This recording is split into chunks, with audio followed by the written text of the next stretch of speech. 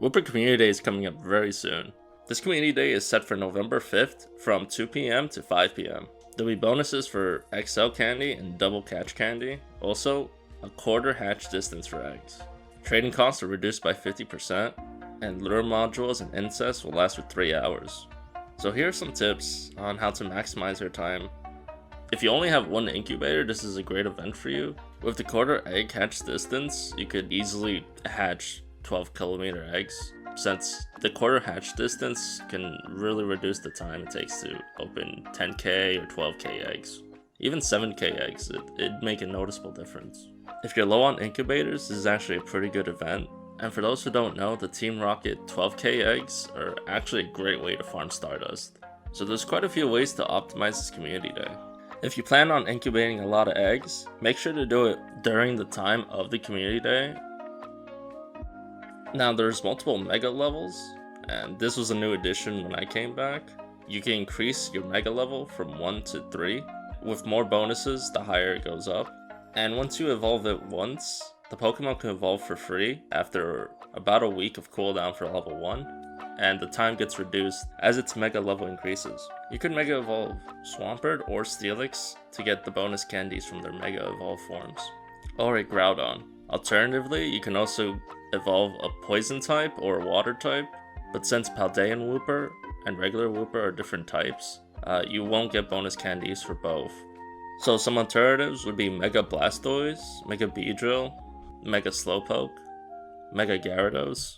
You can also Mega Evolve Kyogre if you have one, but I definitely go with Swampert or Steelix first. But a very common Mega form is Beedrill, since you can get Mega Candies from the Pokestops. That's a good second or third choice. I know you don't really have any control over the weather, at least I don't think you do. You can get a boosted Wooper, but you're definitely looking for clear or sunny weather or rainy weather. Well, I don't think you really want rainy weather. Hopefully not. Playing Pokemon Go in rainy weather is not the most fun. So hopefully it doesn't rain, but hopefully it does. If you're out there looking for a perfect IV Wooper, from research, a perfect IV Wooper would be 275, and in the wild, it'd be 550 or 596 in its appropriate weather. To get a Hundo Wooper, honestly, the best way is to join a Discord. Usually in a Discord, they'll shout out perfect IV Pokemon, and you'll typically have 20-30 minutes to catch it. So of course, there's going to be an increased shiny rate for Wooper, 1 in 25. The shiny odds also apply to the Pandaean version of Wooper as well. If you need even more Woopers, you can take a few snapshots, and up to 5 Woopers will appear. And even after the Community Day ends, you can still do 4-star raids, and once you beat them, a bunch of Woopers are going to show up around the gym. And a lot of the bonuses will go on past 5 PM all the way to 10 PM. It'd also be a good time, since there's so many Pokemon spawning, to work on your Poison Medal, your Ground Medal, and your Water Medal if you haven't Platinum them already. And if you have the bag space, I would hold on to a lot of Woopers, and honestly any Pokemon that you want candies for, I would hold on to them until the 7th, because on the 7th there's double transfer candies from 6 to 7 PM. And if you want to be cool, drop lures. Dropping a few lures will help you get the lure medal. There's definitely going to be people who will use them. The event bundles during the event don't look too good, so unless you just have a bunch of Pokecoins burning your pocket, or you really want an elite charge TM, I wouldn't recommend buying it. 5 super incubators and 1 elite charge TM isn't really worth it, and just forget about the ultra balls and the lucky eggs. Like that, I personally don't really count them much towards the value, unless you just have a lot of money to burn, or just want like the elite charge TM for some reason. The event bundle is not really worth it. The $480 one, yeah, it's good value for 3 super incubators, but I would wait for a better deal. So when it comes to PvP, low attack IVs, high defense and high HP usually the way to go, especially for the Great League and Ultra League.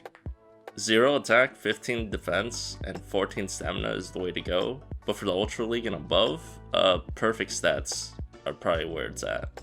And the reason you usually don't want high attack is because the CP level goes up by a lot more, the attack stat is weighted a lot more in the CP than defense or HP. So it's usually a good idea for the lower leagues to have no attack. So for certain Pokemon, depending on the CP cap on the Pokemon, you'll have to get as close as possible to 1500 for the Great League and 2500 for the Ultra League. And the Master League has no cap, so this isn't really an issue there. Also, good to mention, Wooper's really good at the Little Cup, which is a CP range of up to 500, so I would keep just a regular Wooper around with good IVs, so low attack and again high defense and stamina. So Quagsire is going to get Aqua Tail, and Clodsire is going to get Mega Horn. Mega Horn might be a cool nuke move to try out every now and then. It might catch somebody off guard, so maybe it'd be a fun pick. At the very least, if you haven't tried Quagsire in PvP yet, it's already a really good PvP Pokemon in the Great League. Even if you don't use Aqua Tail, just Mudshot, Mud Bomb, Stone Edge is already a really good combination. At the very least, I would focus on just catching a lot of candies. If you haven't used Quagsire in PvP yet, I would highly recommend it. I would aim for enough candies to evolve 2 Quagsires, one with the Aqua Tail moveset, and another with the traditional just Mud Bomb and Stone Edge, just so you don't have to alternate. Plus, once the community day ends, getting Aqua Tail would require an Elite TM or waiting for another event for it. And I would evolve a few with Mega Horn as well, just in case, you never know. Mega Horn isn't too exciting, but I would still evolve a few Clodsires just in case. You don't know what changes Niantic might implement in the future. But if you do miss this event for some reason, usually there's a makeup event at the end of the year. Alright, and that's about it, guys. Thanks for watching.